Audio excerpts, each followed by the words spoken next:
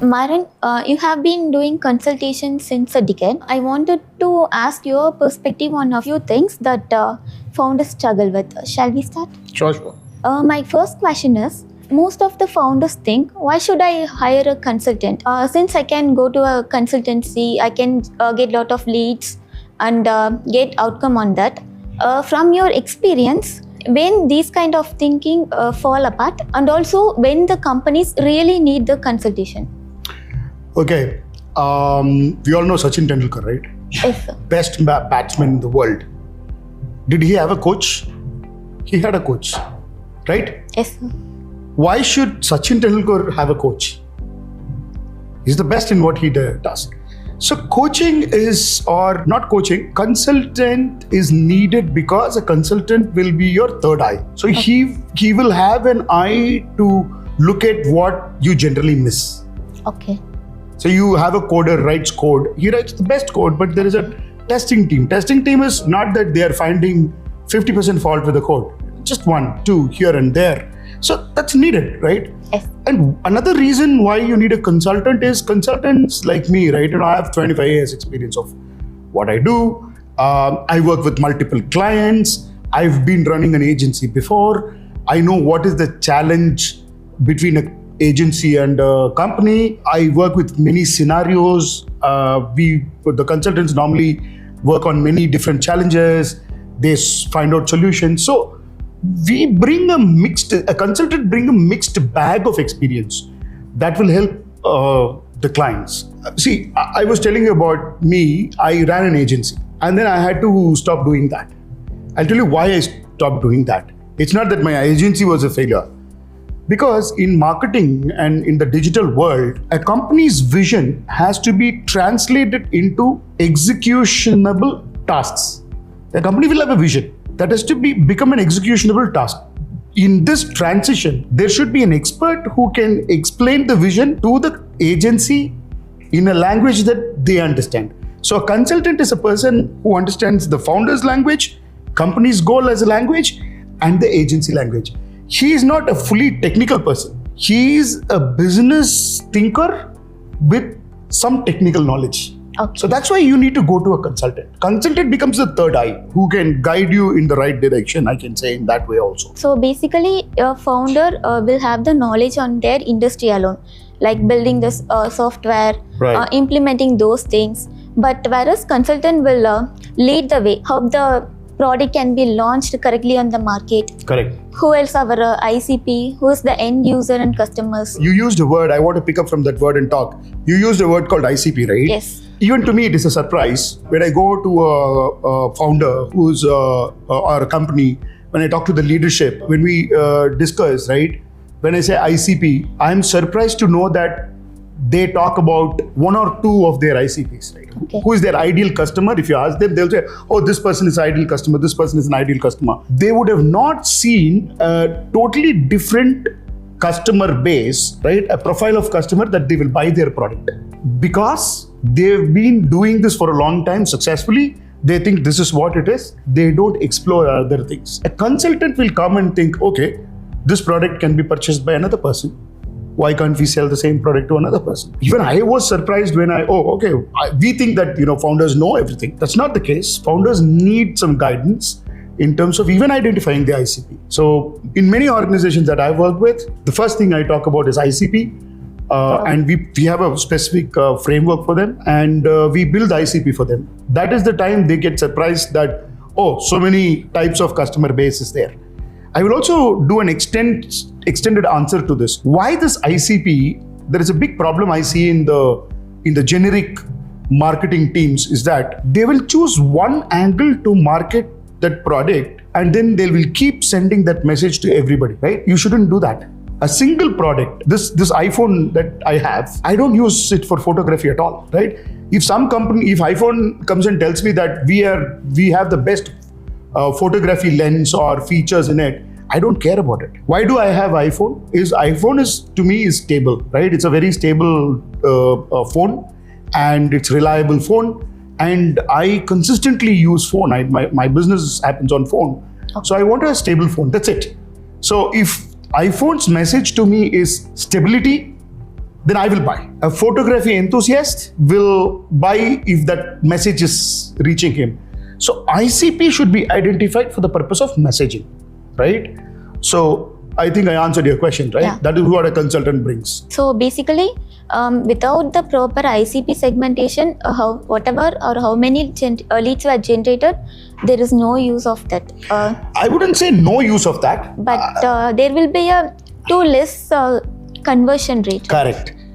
That is where, I see sales teams coming and complaining, oh, we are making so many calls, there are so many leads, we are not able to convert anything, marketing is doing a bad job, and the marketing says that to the sales that we are getting so many leads, they are not converting.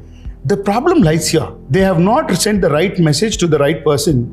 The lead is coming in, and the sales team is spending a lot of time in validating the lead.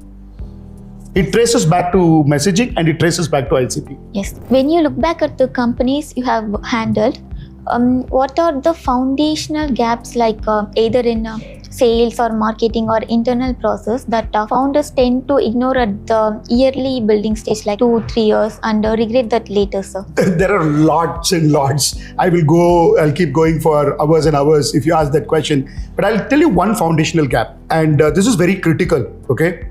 Every company wants to have a proper system. Let's take a CRM. Every company will try implementing it, but most companies will complain on the CRM and then they say that we will not use it anymore at some point. The foundational gap is not with the product they have chosen most of the times, but in the way they ask their people to work with it. They don't inspire the people to make them adopt the tool. You cannot inspire somebody, the team, you have to go and put it as a rule. They don't do that. See, I found a founder said, Maran, Zoho is not a good CRM. So if somebody says that, I could only laugh at that. I told him, how do you say that? No. There's no good features. I gave it to my team and they're unable to use it. I was shocked. Like, Zoho is not a good CRM. Like, multi-million-dollar companies across the world, they're using Zoho, right? The foundational gap is that when they introduce a process, they should be ready to make the people use that process or the tool, right? This is a foundational gap. The other foundational gap is founders think that through their experience, they think that this cannot be done, that cannot be done, that cannot be done. Don't do it like this. They may have had an experience and then they will start telling the teams that this is the way you need to do. Marketing is not like that. Marketing is a lot trial and error, right? Yes. Your marketing team will fail. You need to allow them to fail, right? But learn from that failure and make it better. So I don't think you should go and tell a marketing team that never do it like this, never do it like that. That's another foundational gap. You need to give them the freedom. On the other hand, you should not give too much of a freedom and then complain on the people, oh, I hired a marketer, he didn't do anything properly. So these are foundational gaps. If you have a tool and a system, use it better. Make your people use before you call the tool bad, right? Yes. And the other thing is the marketing team and the sales team, enough space to experiment and come up with their own ideas and thoughts. So if you stop them, they are not going to be innovating anything. Yes. Right.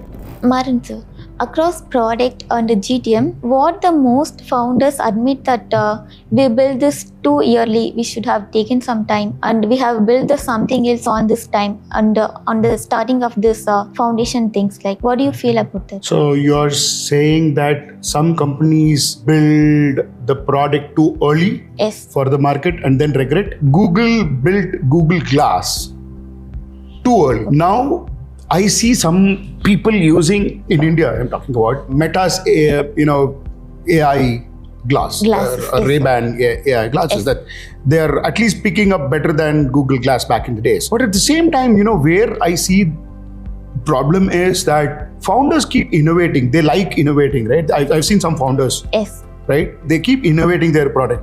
Oh, this is not enough. This is not enough. This is not enough. And they keep updating the product. And they fail to sell it, right? So one customer complains, then that's all. That's it. They'll go back to the production engineering and then they keep changing the products. That's very bad. So if you have a product and if the product is solid enough, you need to go to the market and sell it. Right? You need not keep innovating, every day, right? You need to keep innovating, but at the same time, it should not be your daily job to keep innovating, right? So you should not be, I mean, I wouldn't say, at this stage, I wouldn't say somebody should not be innovating for future. You can innovate for future, but much ahead, I don't know. It's case to case, it's different. To answer your question, I would say innovate, market, innovate, market, innovate, market. Don't innovate, market, innovate, market. All right? Yes. Or don't innovate, market. So innovate, market, innovate, market in the right proportion. I have seen few founders who were adding lot of features. They already have a lot of features which clients were not using fully, but still they keep building and stop the sales and marketing and only concentrating on the technical side of the product, and they were not concentrating, giving enough attention to the sales and marketing. Correct. You're very right. I mean, in my experience, I've seen not one, two. There are many companies. See, I will not blame the company or the founder themselves. If you take the hometown that I come from, Coimbatore, we are a engineering and innovation driven, city, right? Yes. We have a lot of businesses here. They get into a product, they find a product, they do very well for themselves. But beyond a point, they're successful to an extent. The company becomes successful and the product is selling, going good. But what I find as a gap with founders is that when they have a market, right? When the market is right, they work on their production, focus on their production. Yes. They don't actually look at 10 years later what will happen or 15 years later what will happen and then prepare for it. Yes. So one of the founders in Coimbatore would have started the engine or a motor winding business. The market was right.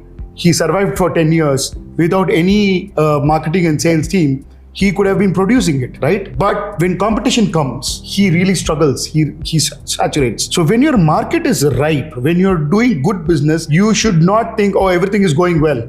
You should, Yes. That is the exact time you should focus on building a marketing and sales division. So to answer your question, yes, the founders have to think about, having a marketing and sales team, even if they have good orders going on, even if they feel safe, okay, I have orders for the next 2 years. Why should I have a marketing team? No, those days are gone. Yes. Today, any business, from the day one they start, they need to have a marketing and sales team. Maran sir, before pushing for more leads, what are the foundation things a 5-year-old company should first have? A 5-year-old company, before building leads, what should they Creating have? more sales. First of all, what kind of leads they want. Now, when I say what kind of leads they want, solar. Yeah. So let's say somebody is selling solar. 5 years they're into the business, right? Yes. Sir. They had customers and all that. They now want to build leads. Now, what solar are they selling? Are they selling solar water heaters? Okay, let us say that they're selling solar water heaters. Now, for homes, do they have to go and sell in Ooty, right? What should they talk when they have to sell a solar water heater in Ooty? That is not the same thing that they have to talk in selling it in Coimbatore. That is not the same thing that they have to talk in Chennai, Yes. right? Yes. Ooty is a colder place. They need solar, heaters. They may need solar heaters there more than people in Chennai, where it is very hot, Yes. right? These are some things that the founders or the company should sit together and think why they need leads, which place it should come from, right? Yes. So there are geographical considerations, financial considerations. So let's say, for example, there is somebody who is building a house for about 1 crore. If you can find 1 crore projects, what will be their budget for solar? 3 lakhs, 4 lakhs or 5 lakhs. So if you want to sell more of 3 to 4 lakhs worth of solar, then you have to find people who are building 1 crore worth of house. Yes. So but somebody is building a house for about 15-20 lakhs, a highly budgeted house. Yes. If you want to sell them a solar of 4-5 lakhs, it's not going to sell, correct? So where you have to prepare is, what kind of leads do I need for what kind of products, which geography leads I need. One of the other consideration is, India is a market, world is a market, but can you serve it, right? Yes. Can you serve that market? Are you capable of serving it? So these are the questions the founders should ask, and this is exactly what they have to communicate to their marketing team. Hey, you can bring a lot of leads from Kerala, but I don't want a lot of leads from Kerala because I cannot ship it there and install it there. I cannot do service there. So give me more of leads from Chennai and Coimbatore. or Trichy or Salem or Madurai or the region you are in, wherever you are in India, choose your location where you can sell and service. Okay. Right? So these are the considerations a company should take before building their lead.